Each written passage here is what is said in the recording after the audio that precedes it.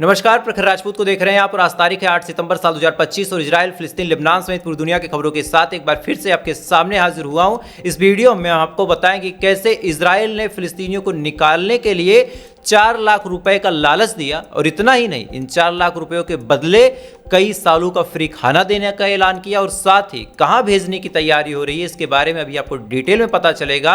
और इधर यमन ने आज इजराइल को इस तरह से दहला दिया है कि अलग अलग शहरों में जितने इंटरनेशनल एयरपोर्ट थे, हर जगह के एयरपोर्ट के एयर स्पेस को बंद करना पड़ा। बड़ी अहम खबर है, इस खबर को भी लास्ट तक जरूर देखिएगा। और साथ ही गाजा पे कब्जा करने के लिए इजराइल ने एक नया शगुफा छोड़ा है। ये शगुफा क्या है इसके बारे में भी आपको डिटेल पता चलेगा। और साथ ही इस समय इजराइल में भारत को लेकर बड़ी सरगर्मी का माहौल है। क्या माहौल है इसके बारे में भी आपको डिटेल पता चलेगा। इस वजह से वीडियो को लास्ट तक जरूर देखिएगा। चैनल पर नए हैं, वीडियो को लाइक कर लें, चैनल को सब्सक्राइब करके अपना प्यार दे दें।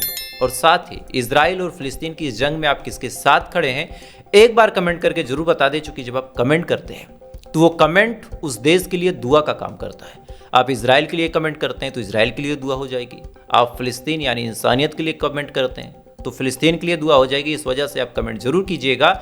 अब एक एक करके मैं आपको खबरें बताता हूं, लेकिन उससे पहले कई सारे भाइयों का सवाल था कि आखिर 3 दिनों तक वीडियो क्यों नहीं आई। तो 3 दिनों तक जब वीडियो नहीं आई उसके पीछे एक सिंपल सी कहानी थी कि मैं जहां काम करता था, जो मेरा मेन हेड ऑफिस था, वहां पे कई बार ऐसा हुआ कि लोग मिलने आ जाते थे। कई बार ऐसा हुआ कि लोग वहां पे पहुंच के बातचीत करने की कोशिश करते थे। कई बार कोई गेस्ट आ जाए, कई बार कोई रिलेटिव आ जाए। तो ऐसे सूरत हाल में मुझे लगा कि इस भीड़ भाड़ के इलाके में काम करना पॉसिबल नहीं, क्योंकि खबरें हर घंटे देनी होती है। 2-2, 3-3 चैनल हर जगह पे काम करना है। अब अगर कोई आए उससे ना मिलूं तो वो भी एक बदतमीजी है मेरी। तो मिलना भी है और साथ ही काम भी करना है। तो इस वजह से मुझे लगा कि अपनी लोकेशन चेंज करते हैं और एक ऑफिस मैंने लिया। उसको रिनोवेट कराने में 3 दिन का वक्त लगा। एक एक करके कोशिश जारी है, एक एक करके आपको चीज़ें और बेटर मिलेंगी।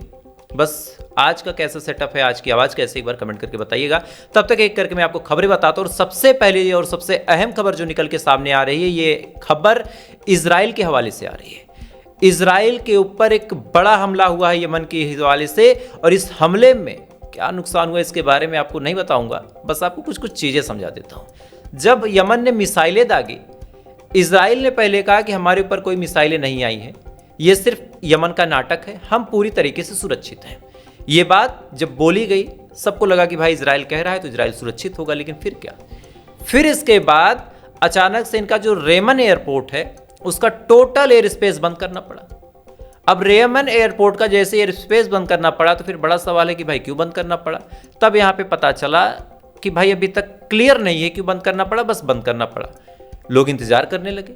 इसके बाद इजराइल ने अपना बयान जारी किया कि दरअसल यहाँ पे एक ड्रोन हादसा हो गया। अब आप सिंपल सी एक बात का जवाब दें कि कोई भी एयर स्पेस हो, कोई भी जहां पे हवाई जहाज उड़ते हैं, कोई भी एयरपोर्ट हो, उसके 10-15 किलोमीटर के इलाके में कोई भी ड्रोन नहीं उड़ाया जा सकता, नो फ्लाइंग जोन होता है।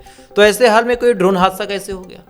अंदर की खबर ये रिपोर्ट निकल के सामने आई है कि यमन की तरफ से जो मिसाइलें और ड्रोन दागे गए थे उनको रोकने की तमाम कोशिश इजराइल ने की, लेकिन जब वो नहीं कर पाए तो इसके बाद उन्होंने अपने एयर स्पेस को बंद कर दिया, क्योंकि इनको पता था कि कोई भी जहाज आएगी तो यमन की जो मिसाइलें हैं वो मार के उन जहाजों को गिरा देंगी। तो यमन की तरफ से ये जब बड़ा हमला हुआ तो इन्होंने अपना एयर स्पेस बंद किया। उसके बाद इन्होंने तमाम ड्रामे ड्रूमे किए। अब खबर निकल के सामने आई है कि 1-2 घंटे 4 घंटे तक छुपने के बाद इन्होंने अपना एयर स्पेस खोल दिया है। अच्छा, ऐसा नहीं है कि एयर स्पेस खोल दिया तो मुसीबत टल गई। यमन ने बड़े साफ तौर पे कसम खाई है कि जब तक गाजा के ऊपर जुल्म सितम खत्म नहीं होगा हम यूं ही हमले करते रहेंगे और हमारे हमले को रोकने की क्षमता तुम्हारे अंदर नहीं है। ये यमन ने साफ कह दिया। और इस बार जो इनका रेमन एयरपोर्ट है, जो इनका बेन गुरियन एयरपोर्ट है, इन तमाम एयरपोर्ट को ऐसे तरीके से टारगेट किया गया कि क्या बताऊं आपको। खैर, इन्होंने जब देखा कि यमन इस तरह से मार रहा है, इन्होंने एक नया ड्रामा शुरू कर दिया। इन्होंने एक नया प्लान बनाया है, इसका नाम है ग्रेट। और बाकायदा ये इजराइल और अमेरिका का प्लान है। अब ग्रेट सुनने में आपको बड़ा अच्छा लगेगा, लेकिन इसका फुल फॉर्म आप जान लीजिए। इसका फुल फॉर्म है Gaza reconstruct economic association and transformation trust.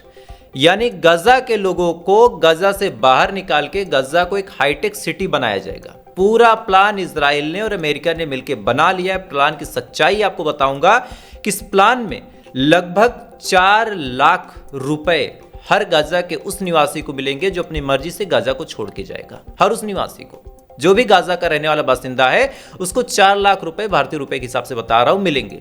इतना ही नहीं, पूरे गाजा को फिर से समतल करके नई बिल्डिंगें बनाने में जो खर्च आएगा वो 9 लाख करोड़ रुपए आएगा भारत के हिसाब से। 9 लाख करोड़ रुपए खर्च करके गाजा को समतल करके वहां पे नई बिल्डिंगें बनाई जाएंगी।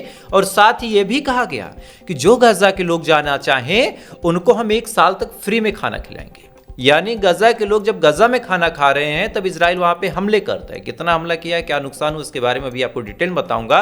लेकिन अभी के लिए आप सोचिए कि जब गाजा वाले अपने ही देश में खाना खाते हैं तब इजराइल को तकलीफ है, तब इजराइल वहां पे हमला करता है, हमला करके उन खाना खिलाने वालों को मारता है, जो लोग वहां पे खाना खाने के लिए लाइन लगाए उनको मारता है, और अलग अलग तरीके से लोगों को टारगेट करने का काम करता है। लेकिन इनका जो ग्रेट प्लान है 9 लाख करोड़ में गाजा को फिर से डेवलप करके उसको बिजनेस डील के लिए बेचने वाला ट्रंप का प्लान है, और इस प्लान में बाकायदा नेतन्याहू तो शामिल ही है।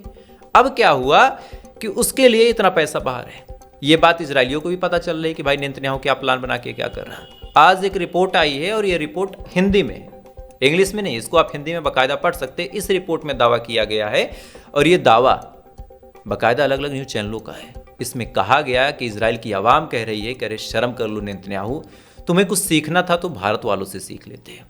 मतलब क्या? मतलब ये कि जब सीज फायर के बारे में नेतन्याहू से कहा गया कि सीज फायर कर लो, तब नेतन्याहू ने कहा कि भाई मैं सीज फायर नहीं कर सकता, मेरे ऊपर दबाव है। किसका दबाव है? सिंपल सा इन्होंने बताया कि मेरे ऊपर जो दबाव है वो दबाव ट्रंप का है। इस पे इनकी आवाम ने कहा कि ट्रंप के दबाव से अगर तुम्हें डर लग रहा है तो एक बार भारत से सीख लेते। भारत के ऊपर 100% टैरिफ लगाने का काम ट्रंप ने किया, लेकिन भारत नहीं झुका, और अंत में ट्रंप को कहना पड़ा कि नहीं, भारत मेरा बड़ा अच्छा दोस्त है। तो अगर तुमको यह समस्या थी तो तुम बातचीत कर लेते, भारत से समझ लेते भाई कैसे निपटना है। लेकिन तुमने ट्रंप के आगे इजराइल को घुटनों पे लाके छोड़ा है। खैर, इतना तमाम चीज चल ही रहा था। इधर क्या हुआ आप जानिए। इधर गाजा पे लगातार इजराइल के हमले बड़े तेज हैं, लगातार। अभी रिपोर्ट निकल के सामने आई है कि आज मदद लेने वाले और खाना खाने वाले लोगों में भिड़ंत हुई। 31 के करीब लोग मारे गए, 31 के करीब लोग। अंदर की रिपोर्ट यह है कि इसमें जानबूझ के इजरायली घुसे हुए थे और जानबूझ के गाजा के लोगों को मारने का काम कर रहे थे। और ये इनकी जो सच्चाई है, इनकी जो औकात है, ज़्यादा कुछ तो नहीं कहूँगा, लेकिन इनकी जो हकीकत है, इस हकीकत के बारे में आप जानिए कि आज पूरी दुनिया के लोग इनको गाली देने का काम कर रहे हैं। पूरी दुनिया के लोग इनको गाली देने का काम कर रहे हैं। आज आपको बताऊं, एक जगह लगती है वेनेजुएला, फॉरेन कंट्री है। वेनेजुएला में इसके खिलाफ प्रोटेस्ट हुआ, नेतन्याहू के खिलाफ, इजराइल के खिलाफ। इसमें 10,000 लोग आए थे। आप सोचिए, 10,000 लोग अपने देश के मुद्दों पर इकट्ठा नहीं होते, लेकिन नेतन्याहू की ऐसी करतूत है कि 10,000 लोग आज नेतन्याहू के खिलाफ इकट्ठा है। इतना ही नहीं, अभी आप सुनिए, लंदन में नेतन्याहू और इजराइल के खिलाफ प्रोटेस्ट हो रहा था, और रिपोर्ट निकल के सामने आ रही कि लंदन में कम से कम 900 लोगों को अरेस्ट किया गया। लंदन में इतने लोग आज इजराइल से परेशान हैं कि लंदन में 900 लोगों को अरेस्ट कर लिया गया।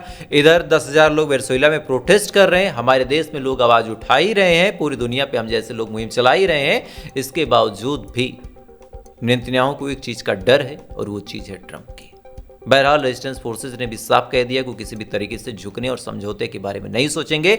इजराइल जमीनी स्तर पर जितने ऑपरेशन कर सकता है कर ले, हमें झुकने डरने की कोई आवश्यकता नहीं है। ये बात बड़े साफ तौर पे आज रेजिस्टेंस फोर्सेस ने कह दी है। इधर आज एक और बड़ा मामला हो गया, रशिया ने बड़ा हमला कर दिया यूक्रेन के ऊपर। ये ट्रंप भाई साहब आज बड़े बवाल मचाए हुए थे। इन्होंने कहा कि रशिया जो है वो यूक्रेन पे हमला करता है। क्योंकि आज हमला हुआ था, रशिया का जो क्यू शहर है, जो राजधानी है, इसी क्यू शहर में एक जगह लगती है पिचेस्क्री में आज हमला हुआ। और इस हमले में रिपोर्ट निकल के सामने आ रही है कि काफी बड़ा नुकसान हुआ, चूंकि कैबिनेट को, यानी जहां पे मंत्री लोग बैठते हैं, आज रशिया ने उस बिल्डिंग को टारगेट कर दिया। और टारगेट करने के बाद यूक्रेन में अफरा तफरी का माहौल है। इसके बाद यूक्रेन ने भी सोचा कि चलो हम बदले ले लेते हैं। यूक्रेन ने ऑयल पाइपलाइन को टारगेट कर दिया, जहां पे ऑयल पाइपलाइन है उसको टारगेट किया। टारगेट करने के बाद उसको भी नुकसान पहुंचाने की कोशिश की। अब इस पे क्या हुआ कि भाई साहब एक सलाहकार हैं ट्रंप के, उन्होंने पोस्ट करते हुए कहा कि जो भी मददें हो रही हैं रशिया की, वो भारत कर रहा है। इस पे एलोन मस्क का अपना ये AI सिस्टम है ग्रोक, जिसके बारे में आपने सुना होगा। ग्रोक ने अमेरिका की ही बजा दी। ग्रोक ने कहा कि अच्छा एक बात बताओ, अगर भारत तेल खरीदता है और उससे यूक्रेन पे हमला हो रहा है, तो यूरेनियम तो रशिया से अमेरिका भी लेता है। यानी एक अंदर की जानकारी जिसके बारे में किसी को नहीं पता था, वो जानकारी ग्रोक खोल के दे देता है। और कहता है कि यूरेनियम खुद अमेरिका रशिया से लेता है, तो क्या इससे फायदा नहीं हो रहा रशिया को? ये जवाब जब ट्रंप के सलाहकार के सामने निकल के सामने आया, पूरी दुनिया के लोग आज हंस रहे हैं कि देखो भाई, मस्क भी एलोन का आदमी है, उसी का एआई उसी की बजा रहा। खैर, तो फिलहाल अभी के लिए इतना ही। माफ़ी चाहूँगा कम खबरें दे पा रहा हूँ, चूँकि आज चेहरे का हाल देखिए, ऐसे माहौल में इतनी गर्मी है, जैसे तैसे करके कैमरे और लाइट को फेस कर रहा हूँ। बस 1-2 दिन की मोहलत दे दीजिए, 1-2 दिन में एसी वगैरह लग जाएगी, फिर उसी रिदम में खबरें आपके सामने आएंगी। खैर, तब तक के लिए आप अच्छे रहिए, खुश रहिए, और इजराइल और फिलिस्तीन में आप फिलिस्तीन के लिए दुआ करते रहिए। आपकी दुआएं ही हैं जो फिलिस्तीन को बचा के रखी है, बाकी फिलिस्तीन में बचाने वाला कोई माई का लाल नहीं है। खैर, तो फिलहाल ये थी पूरी कहानी। इस कहानी के बारे में आपकी क्या राय, कमेंट जरूर कीजिएगा। वीडियो अच्छा लगा लाइक सब्सक्राइब करके अपना प्यार दे सकते हैं। कल आपसे फिर मुलाकात होगी ऐसी किसी खबर के साथ। तब तक आप अच्छे रहिए, खुश रहिए, अपना ख्याल रखिए, अपने देश का ख्याल रखिए। ऊपर वाला आपकी हिफाजत करे।